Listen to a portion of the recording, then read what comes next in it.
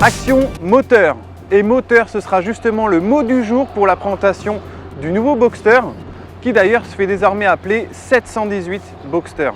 Pourquoi moteur? Tout simplement parce que ce roadster abandonne son moteur à 6 cylindres atmosphériques, le Flat 6, contre un vulgaire, entre guillemets, 4 cylindres turbo. Alors certes, il fait 2 litres et 300 chevaux, mais 2 cylindres de moins, c'est forcément une mauvaise nouvelle pour les puristes. Alors la question aujourd'hui, ce sera la suivante. Ce moteur est-il digne d'une vraie Porsche? On y va.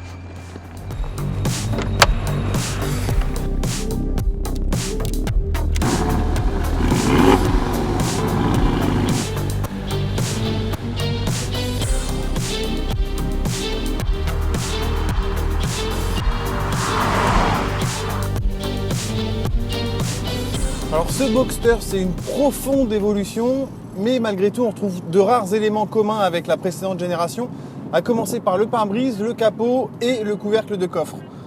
La direction est plus directe de 10% selon Porsche et elle est toujours aussi géniale, c'est d'un équilibre et d'une précision rare. Niveau châssis, c'est absolument parfait, il y a un grip latéral phénoménal comme on en trouve vraiment rarement, y compris dans l'univers des voitures de sport. Donc c'est vraiment un chapitre sur lequel le nouveau Boxster est irréprochable. En revanche, le 718, si on peut parler d'un problème, évidemment, c'est son moteur.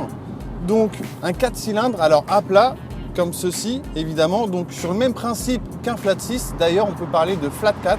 Dans le cas du Boxster, c'est un 2 litres turbo qui développe 300 chevaux. Et pour le Boxster S, c'est un 2 litres 5 dont le turbo est à géométrie variable, ce qui explique une différence de bruit entre les deux versions, et la puissance grimpe à 350 chevaux.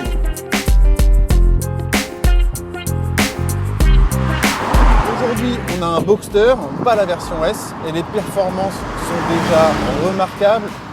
Le 0 à 100, c'est 4,7 secondes, et la vitesse de pointe, c'est 275 km/h, c'est 11 km/h de plus qu'auparavant. Donc vraiment au chapitre performance, là aussi, tout va bien. Le problème, c'est un petit peu l'âme de ce moteur, son caractère. Et le fait qu'il manque de cylindres, ça se ressent et ça s'entend.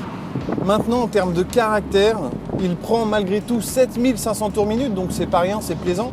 Mais il n'y a pas d'intérêt à aller si haut dans le contour. En gros, on pourrait passer les rapports à 4000 tours minute et avoir les mêmes performances parce que le couple est tellement présent à bas régime que ça sert à rien d'aller tout là-haut.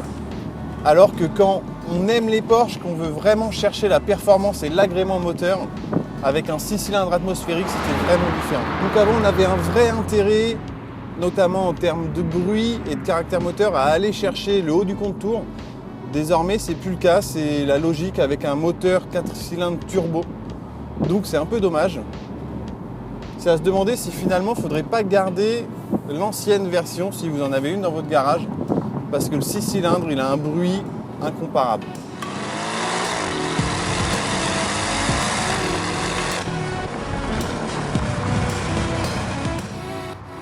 Le tarif de la 718 Boxster, c'est 56 000 €. Et pour la 718 Boxster S, c'est 68 750 €.